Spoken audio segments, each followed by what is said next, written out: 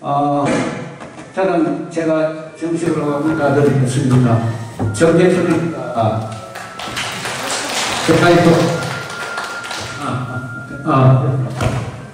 동성당에 나온 지는 꽤 오래되는데, 뭘 피정을 한다고 해놓고, 이게 한 번도 와보지 못했어요. 죄송합니다. 그리고, 저도 바쁘지도 않으면서 그냥 생활에 붙어 있다가, 셰프님께서 오늘 한 시간 좀 하자고 해서 나왔는데, 용서하시기 바랍니다. 제가 좀 시도 쓰고, 또 수필도 쓰고, 그렇게 살고 있습니다. 오늘 제가 드릴 말씀은, 제가 이제 올해가 1950년생인데, 제가 살아온 과정에 대해서 우리 그리스도를 어떻게 만났고, 어떤 생활했으며, 어떤 고통들이 있는가 하는 그런 생활적인 것을 제가 말씀드리고자 합니다. 네, 고맙습니다. 얼마 전에 8월 11일 날 드렸어요. 그것도 주일날이에요.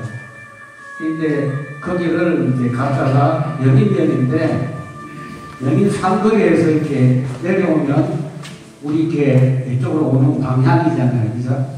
볼일 보고 이제 누구를 좀 만난다고 하고, 연인 삼거리에서 보니까 저 앞에가 저 들어오는 입구 쪽에 삼거리니까 제가 차를 과속을 하지 않고 이렇게 서행을 했어요.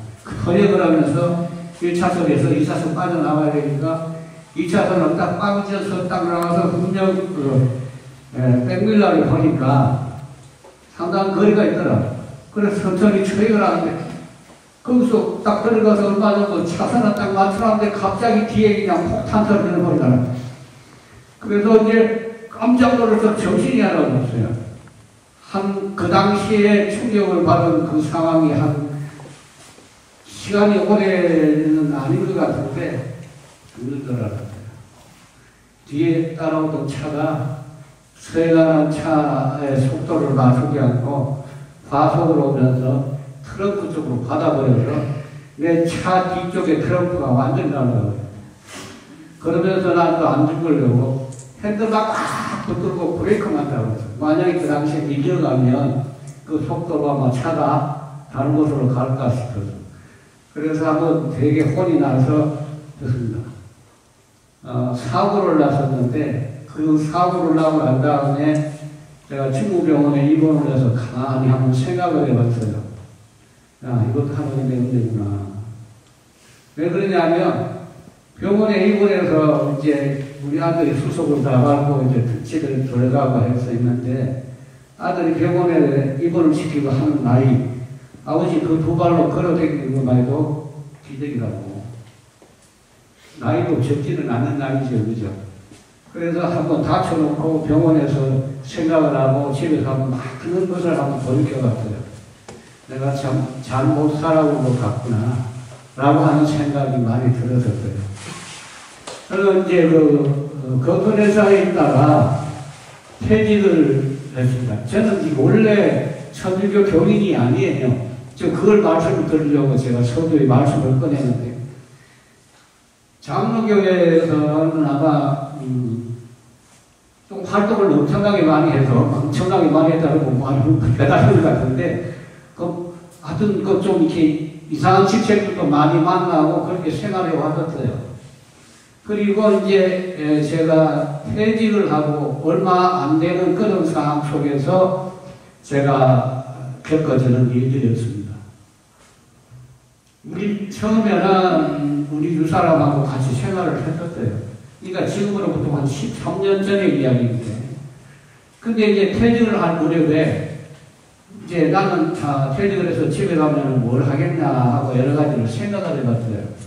이제 또 이제 남자 직장 생활하는 사람은 퇴직하면 좀 편하게 살고 싶고, 뭐 이렇게 혼자서 그림을 많이 그리잖아요, 이렇게.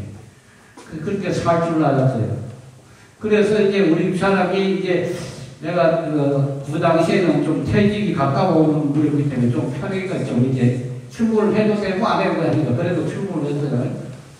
주일날인데 우리 사람이 어디 좀 나갔었어요. 그리고는 저는 이렇게 좀 잘 부어있고 그런 스타일이 아니라서 청소기를 꺼내가지고 지금 청소기, 지금은 뭐 이렇게 무선으로 나오고 옛날에는 긴 턱이 있었대요. 그 청소기를 가지고 이제 집을 청소를 하는 거예요. 제가 이제 그 집이 서울인데 건설회사 있다 보니까 아파트 공사 같은 것은 3년 뭐 이렇게 조금씩 많이 이렇게 옮겨다니기 때문에 퇴직하는 우리는 부산 문정동 부산은행 본점 공사를 하고 있는 상황이기 때문에 제가 전세를 살았어요. 그래서 집사람이 나가는 것 같아서 청소를 하는데 그냥 텔레비 틀어놓고 평소에 하는 식으로 텔레비 좀 크게 틀 스타일이니까 그래서 왔다 갔다 하면서 이제 주방으로 해서 다 하고 안방을 건너갔어요. 안방에 침대 밑에 평상시같이 이렇게 청소기를 이렇게 밀었는데 한 군데는 잘 들어 이상하게 잘 안 들어가는 데가 있어. 오늘 턱에 턱턱 걸리더라. 이게 뭘까 하고 침대 밑에 이렇게 들어보니까 라면 박스 같은 게 이만한 게 한 박스가 있었어요. 저게 뭐지? 하고 꺼냈는데 그냥 내가 이렇게 컴컴한 데를 가서 끄자고 꺼냈어요. 그게 나의 가장 어려운 걸 안방에 넣는 그 물건이었습니다. 그 박스를 끄자고 보니까 우리 사람이 나가가지고 무슨 일을 하는지 어떤 일을 하는지를 좀 관심에도 없고 남자들은 그렇잖아요. 집이 어떻게 되는지도 모르고 밥 해먹는 밥솥이 스위치가 어디 있는지도 모르고 세탁기가 어떻게 들어가면 무엇을 눌러서 세탁이 되고 하는 것도 모르는 그런 상황이에요. 열어보니까 말로만 듣던 이만희의 강의 테이프가 130개가 돼요. 그걸 그냥 들고 있던 것이 순식간에 땅에 떨어뜨리고 있어요. 침대에 넣어서. 내 가슴이 찢어지는 게 아니라 무너지고 떨어지는 상황이었어요. 한 30분 동안 침대에서 그 라면 박스에 있는 테이프는 땅바닥에 흘러서 떨어지고 정신을 못 차서 30분 동안 그냥 멍하니 내 정신은 어디 갔는지도 모르고 그러고 있었어요. 그리고는 갈증이 나서 바깥에 가서 정수기에다가 냉수를 한 잔 넣고 가만히 생각해 봤습니다. 어떻게 대처를 해야 되나? 나하고 생활하면서 장로교단에 참 여러 가지 직책도 많이 받고 그렇게 생활을 왔었는데 난 어떻게 해야 되지? 그거 직책 그게 문제가 아니니까 앞으로 난 어떻게 해야 되지? 그 사람한테 어떻게 해야지? 생각이 안 나는데 방법이 없는 거예요. 그래서 못 고쳐보고 그 테이프를 다시 박스에 사서 고이고이 있던 대로 고장을 싸서 밀어넣습니다. 가슴은 콩닥콩닥 뛰고 어지럽고 쓰러져가고 이렇게 돼 있는데 무슨 생각이 안 나는 거예요. 저녁에 6시가 되니까 들어왔더라고. 밥 먹었냐고. 그리고 밥 먹었다는 소리가 안 들리는 거야. 자기는 들어와서 가만히 있었어요. 밥 먹었냐고 텔레비 좀 적게 하라고 항상 제일 난 그 밑으로 가고 있는 스타일이니까. 그래. 먹었어 하고 그냥 내 방으로 들어갔어요. 평생. 그 뒷날 열친학교에서 일어나서 물었습니다. 저게 다 내가 청소를 하다 보니까 사실 다 이야기했어. 저게 뭐냐. 그러니까 뭐예요? 그러더라고. 그래서 끄자고 내서 열어봐. 이게 뭐하는 짓이냐고. 근데 이 이야기를 하기 전에 요거는 내가 서론을 말씀드리는 건데 우리 집사람이 나하고 직장 생활을 하면서 이 신앙의 쇼핑을 하는 거예요. 여호와의 정의를 갖다가 신천지로 갔다가 이렇게 갔다가 저렇게 갔다가 수없이 말려도 안 되고 내가 물어도 보고 붙잡아도 보고 다도 끄어도 보고 애들이 다 커가는 상황이니까 그래서 어떻게 하면 좋으냐고 그래서 여기 호소베리몬 뒤에 있는 롯데캐슬학교도 내가 그때 관리부장으로 나갔었는데 그때도 신천지가 아니라 국제스럽게 말하면은 오신찬 목사가 있는 깨달음사 거기에 다니고 있었고 그래서 말씀을 안 필요하고 수없이 이야기를 하고 다독거려도 안 되는데 그래서 기도하면서 살았는데 이게 내가 엇보구나. 나는 이제 직장 생활하면 이제 너무 많은 곳에 출장도 가고 그러기 때문에 내 가정을 소홀히 하는 사실이에요. 신앙적으로 문제가 있거나 가정에 어떤 문제가 있으면 다 다른 사람의 문제가 아니에요. 나는 그렇게 생각했거든. 내가 문제라는 거예요. 내가 문제니까 이 일을 내가 해결할 수가 없었어. 그리고 기도를 하니까 내가 문제구나. 내가 왜냐하면 집에서 자꾸 다른 사람처럼 이렇게 해서 잘 봐보고 뭘 하고 서로 대화도 하고 했으면 좋은데 성경은 개떡같이 개지랄 같아갖고 집에 가면 별하별 소리나 다 하고 집에 가면은 뭐 다른 남자처럼 콩이랑 같이 하나 따고 그렇잖아요 남자들이. 그래서 여기에 호소의 기모 뒤에 있을 때 거기에서는 내가 그쪽에서 가보기도 해요. 갇혀 다녀도 가고. 왜 애들이 있으니까 할 수 없잖아요. 달래야 되겠다. 그리고 내가 붙잡아 내야 되겠다. 내려가서 내가 달래내야 되겠다라고 하는 생각 때문에 여기 있을 때는 지금 저기 삼성전자인데 그 15층짜리 18평짜리 아파트 하나 있잖아요. 그 앞에 이제 그게 있었어요. 그래서 거기서 해도 안 되고 해서 결국은 부산으로 갔던 것이 그 난리가 난 거예요. 그거로부터 그러고 나니까 그 뒷날 내가 걸어가고 서로 따지고 제가 큰 소리를 불렀으니까 나가서 집에 들어오지를 않아요. 하자하더라고. 물론 그때는 애들이 다 커서 지 생활을 다 하고 하는데 우리 둘밖에 없지만 뭔가 해결이 나야 나도 일을 제대로 하고 뭘 대책을 세울 건 아닙니까? 그래서 도저히 안 되는 거예요. 그래서 어제 나를 전화를 하니까 전화를 안 받았는데 그리고 3일 후에 이상하게 전화를 다 와갖고 이제 남자하고 여자 둘이 하고 우리 두 사람이 이제 집에 그렇게 들어온 거야. 그러면서 넥타이는 깨끗하게 까만 옷에다가 아주 단정하게 그냥 남자도 이제 화장품을 바르고 여자도 그래서 세 사람이 들어오는 거야. 어디 갔다 와서 하고 나는 이제 그러니까 손님이 오는 거야. 그래서 이제 들어가서 하는 말이 그 사람이 지금 본인 스스로 남자가 청년이 하는 말이 나는 어느 교회 전도사라고 미안하지만 내가 저기 개신교 신학교를 쭉 2년 다니고 맞은 사람인데 그 사람들을 정확히 잘 알아요. 그걸 하는 폼이 교회에서 전도사가 하는 기도도 아니고 전도사가 하는 품행이 딱 들어오면 딱 앉으면 방석대로 앉아서 먼저 기도를 해야 할 텐데 뿔쩍뿔쩍 뭐가 있는가 쳐다보고 사람 오른쪽 쳐다보니 그 거짓말은 좀 맞거든.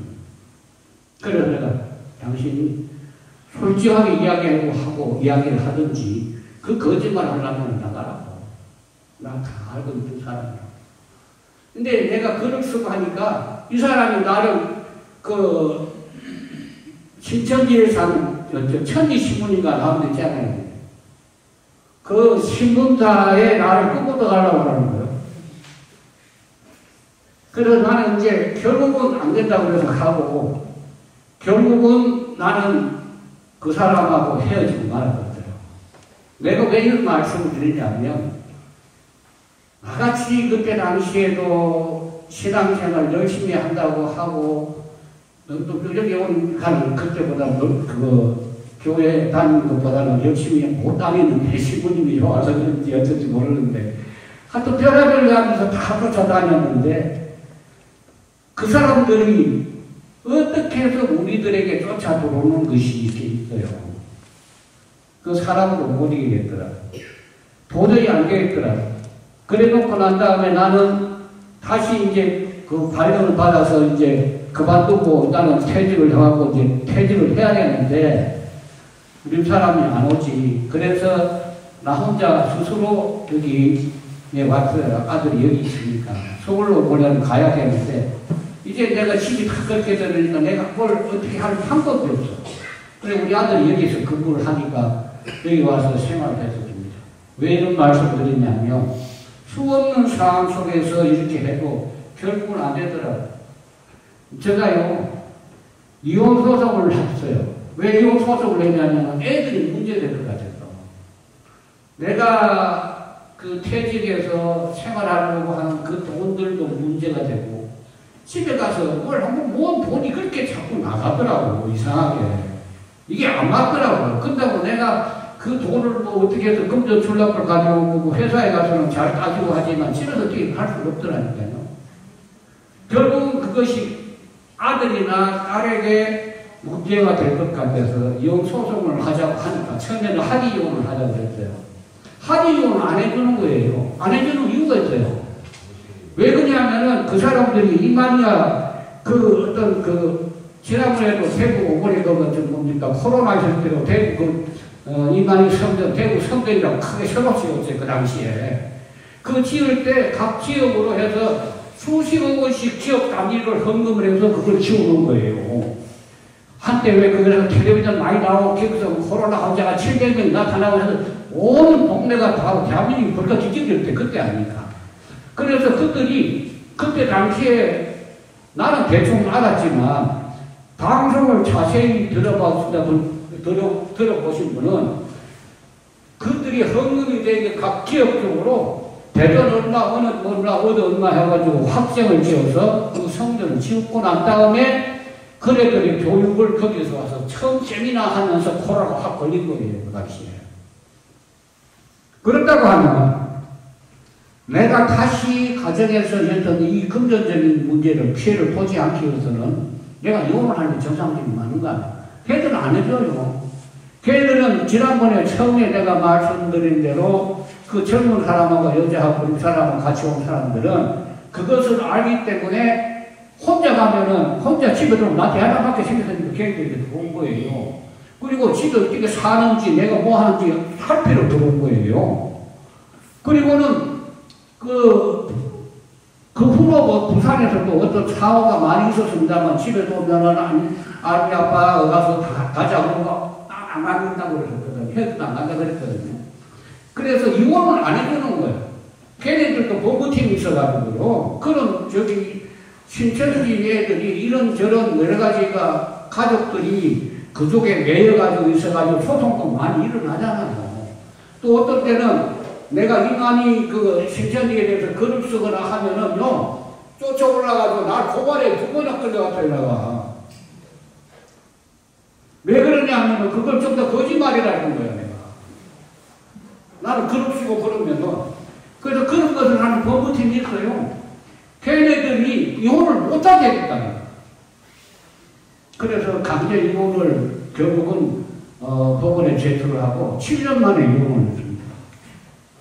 이러고 나니까 제가 원래 그 몸이 상당히 안 좋아요. 6.25 때 어머니 등대기 없고 제가 피난을 와서 대구에서 생활하고 어려운 생활을 할 때부터 내 태어난 지 한칠 만에 6.25 전쟁이 났으니까 한칠이에요. 14일이 안 된 핏덩이를 때리고 어머니가 피난을 길을 온 거예요.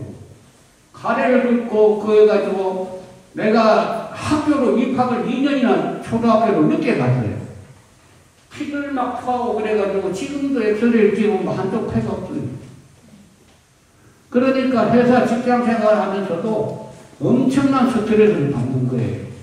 하는 업무가 과일전문이다 보니까 사고 나오면 법원에 가서 처리해야 되고 각 민원 같은 거 다 해결해야 되는 그런 위치에 있어가지고 내가 거기 있어가지고 그 회사에 그런 억압으로 억압이라고 그러면서 그런 스트레스를 받고 그래서 내가 공황장애가 걸려고 지금도 약을 먹어요. 그 좋아졌어요. 회사 다닐 때는.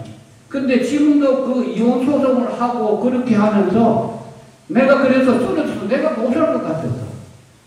혼자 부산에 있으면 정말은 집에 들어오지도 않고 애들 있으니까 난 이쪽으로 오려고 그 전세 집을 빼려고 있는 석 달을 못하기 전에 그때 당시에 부산대학병원으로 어디로 동아대학 구속병원으로 3번, 4번 입원했던 사람이. 그러니 내 몸이 어떻게 되겠어요? 여기 올라와서 그거를 7년 동안 이혼소송을 합니다. 그리고 법적으로 이혼소송을 다 했어요. 그리고 문제는 뭐냐면은 그러다가 딸이 또 그쪽으로 구속이 돼버리고 말아요. 저 엄마를 따라간다는 거야. 아버지는 엄마를 너무 사람 배정을 안 해주고 아버지는 아버지인 것 같고 그래서 난 엄마하고 같이 가야 됩니다. 이 피눈물 같은 이런 이야기가 있어요. 왜 오늘 이런 말씀을 드리냐면 이단이라고 하는 것이 우리가 그 종단에 빠지려고 노력해서 빠져드는 것도 아니고 그 이단 종파가 뭐 말을 잘해서도 아닌데 이상하게 그 간 사람은 중독이 되고 그렇게 되더라고요. 그리고 그렇게 안 되려면은 가정에서 문제를 우리 스스로가 우리 신자들이 스스로가 먼저 그거를 방패를 하고 신부님이나 혹은 교구청에서 하고 잘 해결을 해야 할 텐데 내가 자신 있게도 나를 해결을 시작하다가 어쩌고 하고 그게 뭐 소용인데요.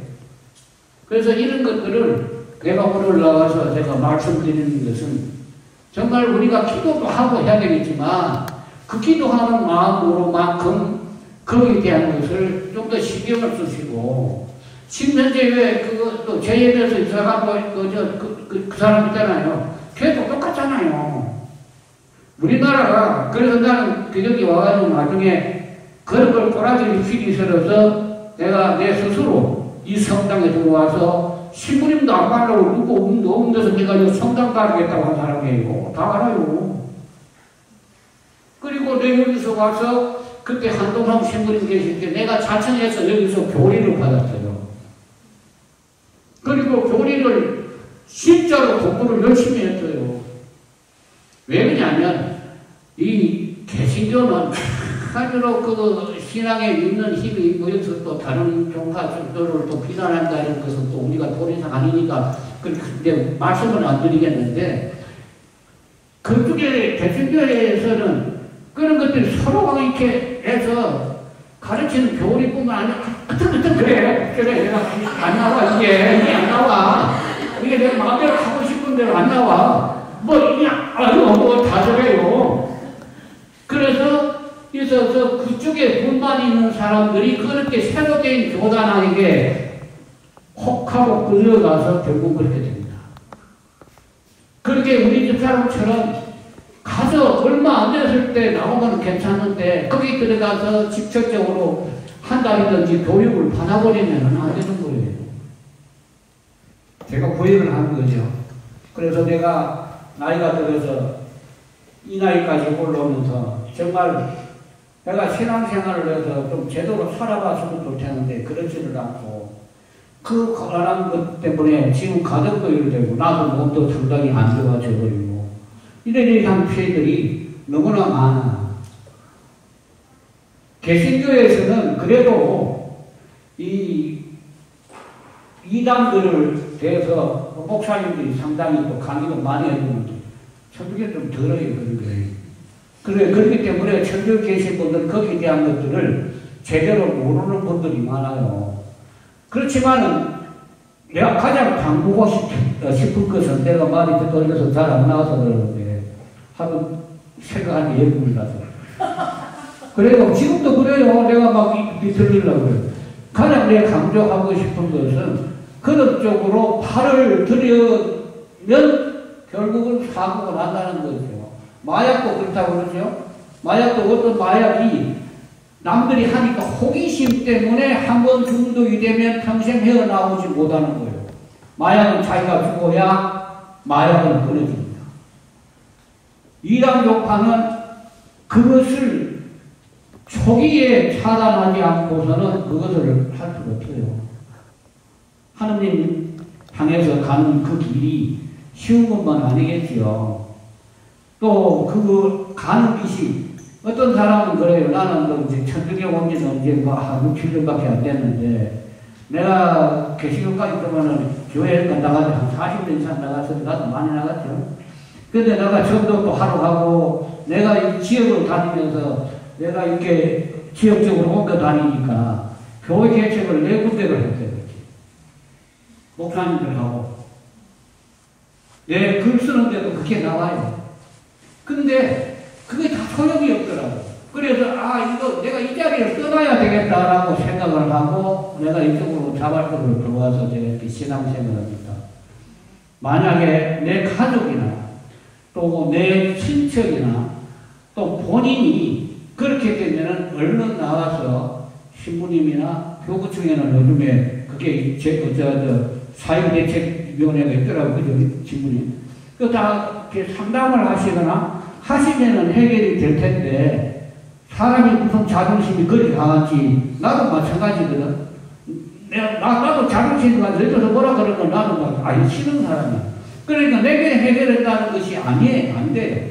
또 하나 문제가 있어요. 내가 그래서 우리 사람을 빠져나오게 하려고 부산 사건이 나서 부산 지역에 그래도 좀 안다는 목사님들 가서 이야기하니까 그 목사님도 몰라. 그리고 또 그렇게 해주는 사람이 특공도가 있어요. 개신교에는. 그럼 그 사람을 끌고 나오는데 돈을 300만 원 드려야 되고. 이게 너무 지랄, 이런 지랄이야. 그 돈 들고 여기 가고 다 그게 뭐 하는 짓이야? 그나마 우리 그 밤에 다 그렇게 돼버리는 거지. 그건 아니거든요. 정상적인 루트로 해서 차단을 하셔야 됩니다. 우리 개신교에서, 그러니까 개신교라고 하면서, 개신교, 그리스도교, 이렇게 개신교를 포함해서 그들이 주는데, 이런 가정에 이 종교로 인해서 가정이 망가지거나 혼란이 일어난 경우는 신자 중에 약 17%는 그 통계가 있어요. 그거는 이제 천주교뿐만 아니라 개신교까지 포함된 통계니까 가톨릭교회는 얼마인지 모르겠는데 그러면 17%가 넘는 사람이 젊은 애들이 또한 신앙생활 안에서 다른 위치로 확보가 되고 이런 종교적인 문제가 많이 있다 그래요. 그래서 좀 같이 좀 노력해서 이런 이단적인 것을 정말 이 우리 천주교 안에서는 나타나지 않도록. 지난번에도 내가 여기 와서 한동영 신부님 계실 때, 여기 아산에서도 대책위원회 할 때 그 강의 한 몇 번 들으러 갔었어요. 천주교에서도 대구, 대전교구청에서도 그 교육을 하시는 신부님이 계시더라고. 가서 강의도 하고 계시더라고. 그런 것들은 우리가 다 같이 옆에 사람하고 이혼을 하세요. 나 혼자 하려고 생각하지 말고. 같은 이제 공동구역이면 이 사람 저 사람한테서 같이 가서 협력을 해서 이런 것은 이건 이렇게 해야 된다라고 하는 것은 좀 이렇게 해서 하시면 서로가 도움이 됩니다. 제가 오늘 이 말씀을 드리고 싶은 것은 제가 이렇게 살아오다는 것을 내가 여기 이 성당에 나와서 내가 처음 봤어요. 아무도 신부님도 몰라온 얘기예요. 그러면서 이런 말씀을 드리면서 내가 그런 그 아픈적인 그 사건이 있어서 지금도 그 트라우마로 나는 밤에 혼자서 잠을 자면요 꿈을 이상적으로 많이 꿔. 그리고 막 자면 그래서 우리 아들이 침대를 내려버리라고 갖다 버렸는데 그냥 자다가 보면 그냥 침대에서 떨어져 버려요. 지금 그게 트라우마가 돼서 그래요. 이거는 정신적으로 문제고 여러 가지로 문제가 되니까 꼭 좀 이렇게 좀 해주시고 우리 신부님하고도 이렇게 함께하시면 해결이 잘 될 것 같습니다. 오늘 이런 이야기 하는 거 제가 처음 드리지요. 근데 제가 정말 이런 것은 한번 말씀을 드리고 내가 그 가운데 서서도 내가 태어났던 사람이기 때문에 제가 이거 하나 더 보여드릴게요. 제가 지금은 이 공황장애나 이런 질병들이 본인 스스로가 이렇게 치료하지 않으면 안 돼요. 약물로 치료하면은 계속해서 중독성이 있고 습관성이 안 되는데 이게 병명이 17개예요. 이게 여태까지 치료해본 역사예요. 이게 이렇게 돼버려요. 한 사람 망가지는 건 보통 문제가 아니에요.